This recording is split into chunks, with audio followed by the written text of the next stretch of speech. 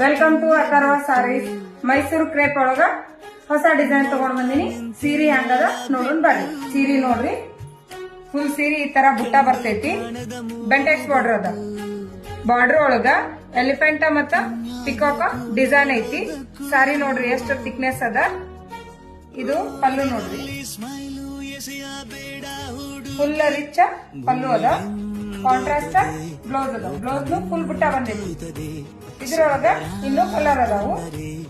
ಇಲ್ಲಿ ನೀ ಬಂದರೆ ಕಣ್ಣ ಕಾಜಲ್ ಕೆನ್ನೆ ಬೊಟ್ಟು ನೋಡ್ತಾ ನಿಂತೆ ಎಲ್ಲ ಬಿಟ್ಟು.